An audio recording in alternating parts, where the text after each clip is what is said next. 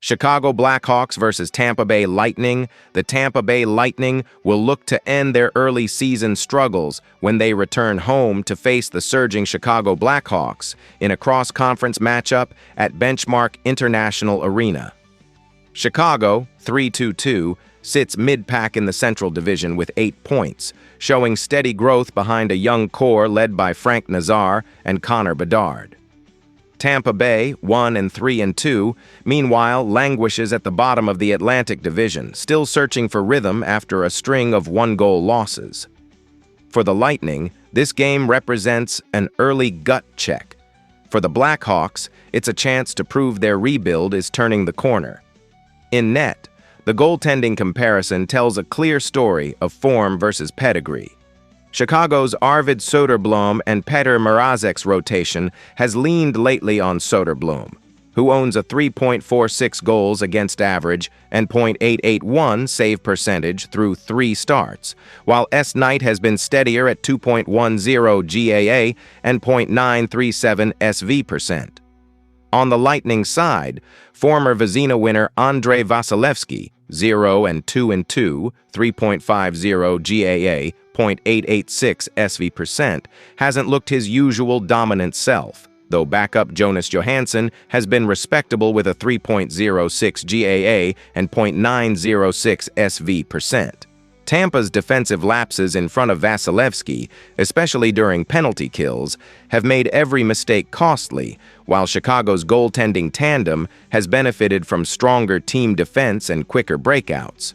Offensively, the Blackhawks have been paced by Frank Nazar, who leads the club with 7 points, 3 goals, 4 assists. Nazar's chemistry with Connor Bedard, who already has 5 assists and strong possession metrics, has been pivotal to Chicago's offensive resurgence. Bedard's playmaking has elevated the team's 3.14 goals per game average despite inconsistent power play production, 18.2%. Meanwhile, Tampa Bay leans heavily on Jake Guentzel and Anthony Cirelli. Guentzel's 6 points, 1 goal, 5 assists, show his dual threat ability, but Cirelli's 3 goals and relentless forechecking have been the Lightning's lone consistent scoring spark. Tampa's 2.67 goals per game reflect a talented but frustrated lineup unable to capitalize on 31-plus shots per night. Recent form highlights the contrast in confidence between these teams. Chicago has won 3 of its last 5, including a gritty overtime win against Anaheim and an 8-3 blowout of St. Louis that showcased its offensive potential. Tampa Bay, on the other hand, has dropped 4 of its last 5, including 3 straight one-goal losses to Columbus, Detroit, and Washington. The Lightning's inability to close tight games has defined their early campaign, while Chicago's youth movement has thrived under pressure. Injuries could subtly shape the night's flow. Chicago remains without veteran defenseman Shea Weber, LTIR, but expects Jason Dickinson back soon. Tampa Bay's depth is thinner. Zemgus Girgensons and Nick Paul are both sidelined, while Scott Saborin and Nico Huhtinen will miss multiple games. Their absence weakens Tampa's bottom 6 and penalty kill, placing extra strain on the Guentzel-Cirelli top line. In the standings context, Chicago's 8 points keep them competitive in a tough Central Division led by Colorado and Winnipeg. Tampa Bay's 4 points, meanwhile, place them last in the Atlantic, already 6 points behind a red-hot Detroit team.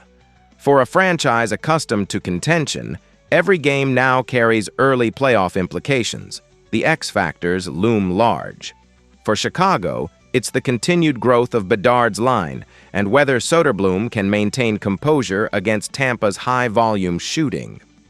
For the Lightning, it's Vasilevsky rediscovering elite form and Guentzel's ability to exploit Chicago's occasional neutral zone lapses. Discipline could be decisive. Tampa's 90.5% penalty kill efficiency must offset Chicago's youthful aggression and occasional defensive misreads. Prediction: expect a fast-paced, tightly contested game with both clubs desperate for momentum. Chicago's sharper 5-on-5 structure and emerging star power give them a narrow edge. especially if Bedard and Nazard dictate tempo early. Tampa Bay's home crowd might spark energy, but the Lightning's finishing woes and inconsistency in net remain concerns. Look for the Blackhawks to steal a 4-3 victory in overtime, extending Tampa's losing skid and cementing Chicago's reputation as one of the league's most intriguing young teams. The combination of youthful confidence and disciplined structure has given the Blackhawks a new identity, one built on quick transitions and relentless forechecking. While the Lightning's veteran experience keeps them dangerous, Chicago's poise in critical moments could make the difference, signaling a genuine turning point for a franchise steadily building toward sustained contention. After analyzing both teams, my pick for this match is Chicago Blackhawks winner. Drop your thoughts and predictions in the comments box. Pittsburgh Penguins versus Florida Panthers. The Pittsburgh Penguins roll into Sunrise riding a wave of momentum, while the Florida Panthers look to find consistency on home ice. Pittsburgh, sitting at 5-2-0 and tied for third in the Metropolitan Division, has rediscovered its offensive touch under veteran leadership. Florida, an even 4-4-0 and 3-0-0 at home, remains dangerous but unpredictable, a team still searching for rhythm after an up-and-down start. This early season matchup pits a surging, veteran-laden Penguins squad against a Panthers team looking to prove its depth and resilience. Goaltending may decide this one. Pittsburgh's tandem of Arturs Silovs and Tristan Jarry has provided steady play. Silovs, 3-1-0, 2.26 GAA, 919 SV%, has quietly become a stabilizing force, while Jarry, 2-1-0, 2.35 GAA, 0.922 SV%, continues to provide veteran steadiness. Florida counters with Sergei Bobrovsky, 4-4-0, 2.19 goals against average, 0.914 save percentage, who remains elite despite limited offensive support. Daniil Tarasov, the backup, has struggled, 0-2-0, 3.08 GAA, 0.887 SV%, meaning Bobrovsky's workload will be heavy again. With Pittsburgh averaging 3.29 goals per game compared to Florida's 2.38, the goaltending edge could prove crucial. Offensively, the Penguins are led by Evgeny Malkin, who has turned back the clock with 10 points, 2 goals, 8 assists in 7 games. His playmaking, coupled with Justin Brazeau's surprising goal-scoring surge, 5 goals, 1.14 points per game, has powered a balanced attack. Malkin's chemistry with the top unit has reignited Pittsburgh's power play, which clicks at 26.3%. On the other side, veteran Brad Marchand leads the Panthers with 8 points, 3 goals, 5 assists, and a steady two-way presence. Marchand's intensity and scoring touch will be vital for a team that has struggled to generate consistent offense. Florida ranks 25th in goals per game. The Panthers' power play sits at 20.6%, efficient but far less dynamic than Pittsburgh's. Both teams' recent trends tell opposite stories.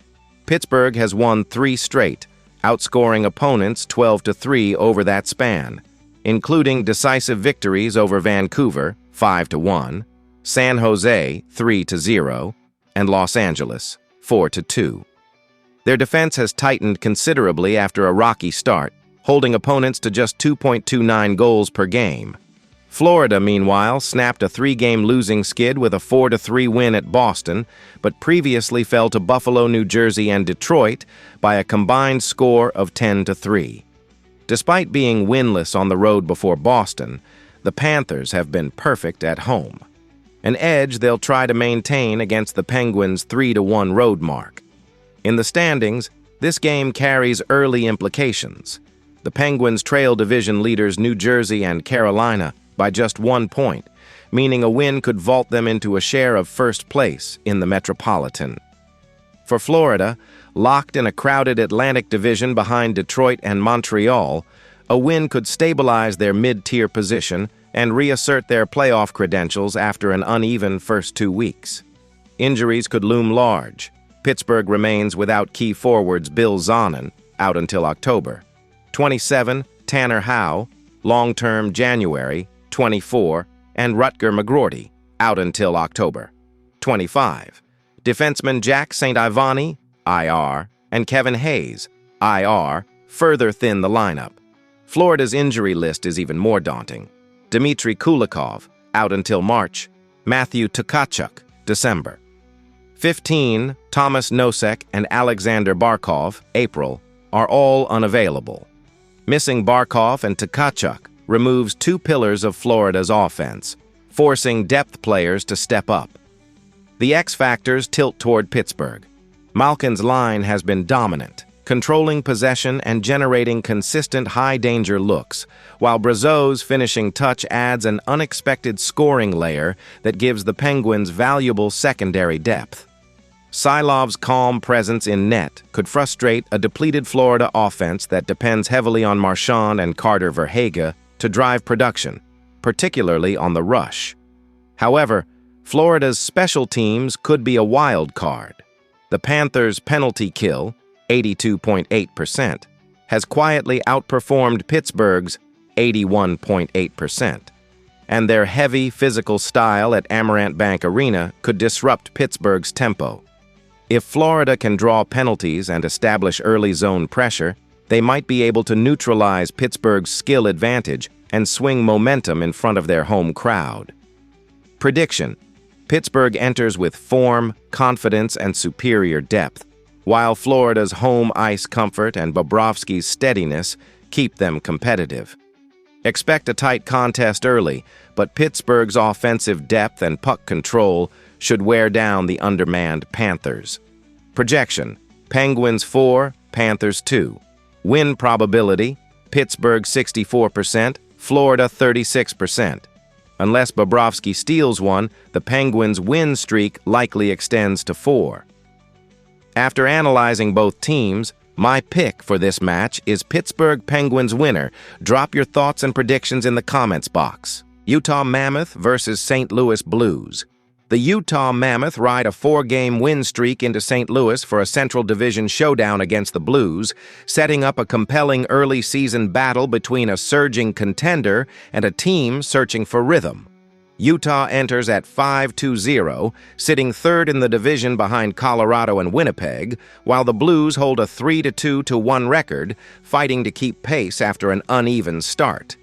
The matchup at Enterprise Center pits Utah's balanced scoring and strong goaltending tandem against St. Louis's veteran leadership and home ice tenacity. Both teams have shown flashes of dominance, but their contrasting styles, Utah's structured two-way play versus St. Louis's opportunistic offense, should make this a test of discipline and depth. In net, Utah's Karel Vejmelka has quietly been one of the league's most reliable goaltenders early in the season, posting a 2.20 goals against average and a .911 save percentage with a 4-1 record. His calm under pressure has steadied the Mammoth, particularly during their recent overtime win over Colorado. Backup Vitek Vanacek has provided solid support in limited action, but Vejmelka remains the clear workhorse. On the other side, St. Louis will likely turn again to Jordan Binnington, who has gone 2-1-1 with a 2.60 GAA and a .894 save percentage. Binnington's performances have been streaky, sharp one night, leaky the next, while Joel Hofer's lone start, 5.01 GAA, .824 SV%, suggests the Blues can't afford to rest their starter. Goaltending consistency could very well decide this game, as both teams have shown a tendency to thrive when their netminders stay locked in.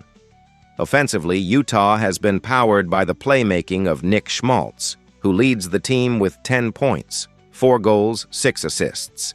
His chemistry with Clayton Keller, 7 points, 4 power play assists, has fueled the Mammoth's 3.00 goals per game, giving them a potent top unit capable of breaking games open.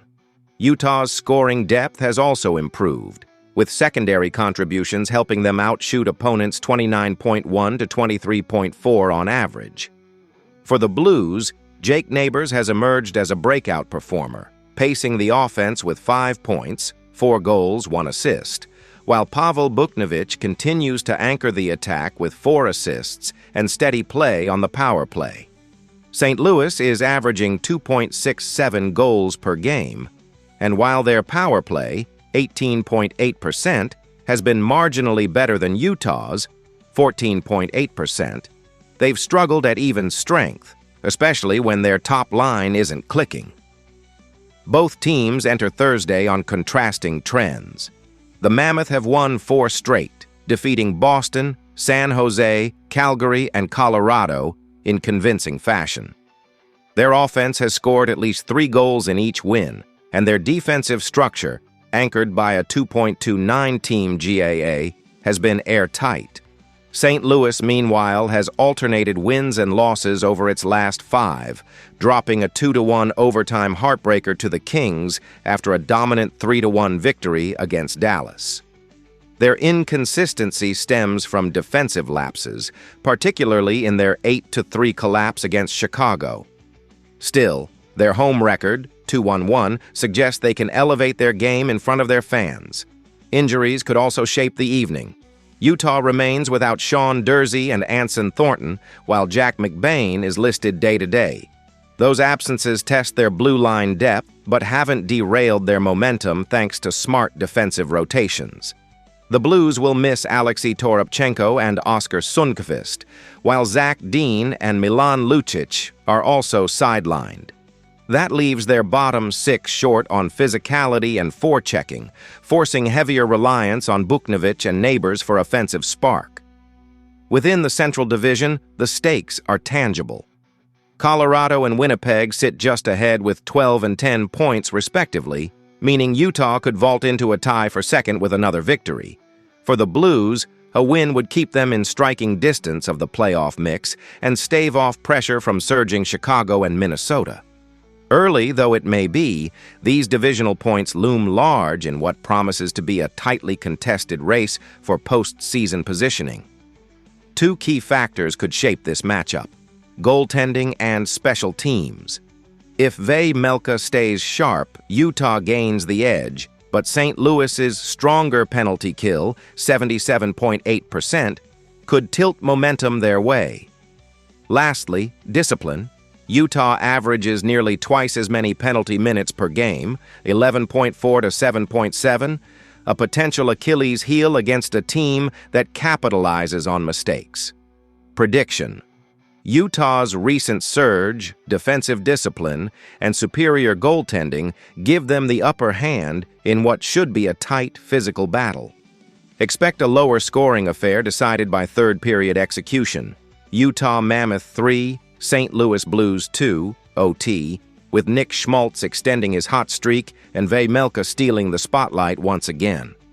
After analyzing both teams, my pick for this match is Utah Mammoth winner. Drop your thoughts and predictions in the comments box. Los Angeles Kings versus Dallas Stars. The Dallas Stars and Los Angeles Kings are set to collide in a pivotal early season matchup at the American Airlines Center, as both teams seek to establish momentum in their respective divisions.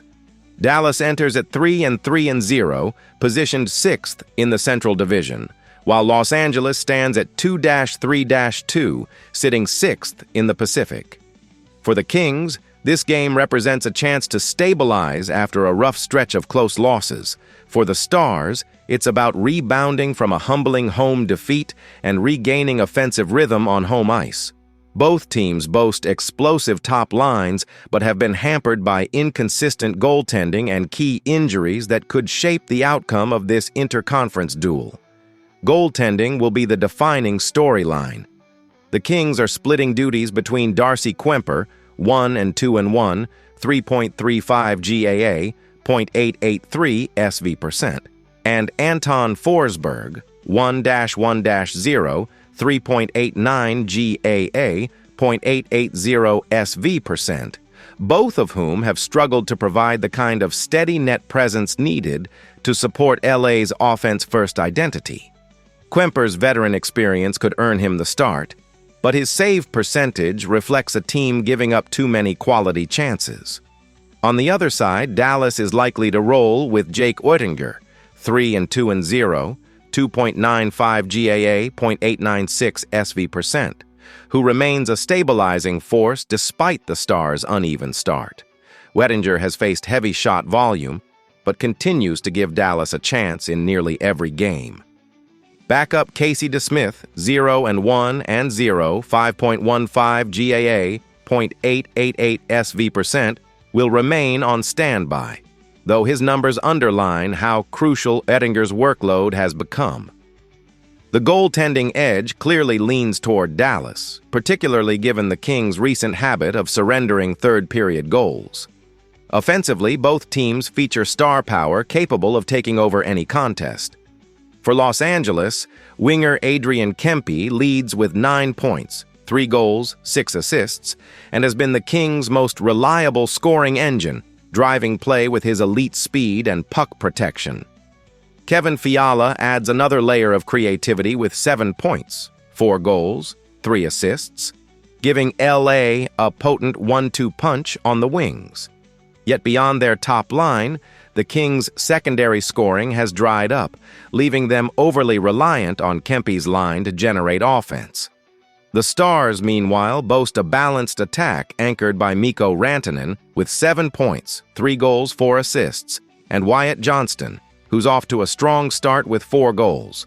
Roop Hintz, with 5 assists, continues to facilitate one of the NHL's fastest top lines. Dallas's offensive depth, especially with players like Jason Robertson and Tyler Seguin rounding out the core, makes them far more multidimensional than Los Angeles at this stage. Despite a 5-1 loss to Columbus, Dallas has won 3 of its past 5, including strong showings against Minnesota and Colorado. Los Angeles ended a 4-game skid with a 2-1 overtime win over St. Louis, but remains inconsistent, averaging 2.67 goals for and 3.83 against. Dallas's 3.60 scoring rate and steadier defense give them the edge. Injuries could play a significant role. Los Angeles remains without captain Anze Kopitar, injured reserve, expected return October 28, stripping them of leadership and two-way reliability down the middle. Defenseman Kyle Burroughs, IR, return October 25, further thins their blue line. Dallas is missing Matt Duchene, Jamie Benn, and Niels Lundqvist, but their depth and structure soften the blow. The Stars' bottom 6 have delivered timely goals, a key edge over the scoring-thin Kings. From a standings perspective, Dallas's 6 points keep them within striking distance in the Central Division, while Los Angeles' 6 points in the Pacific put them already chasing early frontrunners like Vegas and Vancouver. For the Kings, every point matters as they seek to avoid falling into an early deficit in a competitive Western Conference. Dallas, meanwhile, looks to build consistency at home, where they've gone 1-2-0, but typically perform far better over long stretches. X factors loom large in this matchup. For Los Angeles, it's goaltending. Kemper or Forsberg must deliver a near-flawless performance to offset Dallas's deeper attack. On the other end, Oettinger's ability to control rebounds against a heavy-shooting Kings squad could determine whether this stays close or becomes lopsided. Special teams will also matter. The Kings' penalty kill, 72%, has struggled, while Dallas's power play has been heating up, converting at nearly 24%. If that trend continues, the Stars could seize momentum early. Prediction: Dallas holds the upper hand at home with superior goaltending, more scoring depth, and better defensive balance. Expect Los Angeles to keep it close early, but unless their special teams drastically improve, the Stars should pull away late. Projected final score: Dallas 4, Los Angeles 2.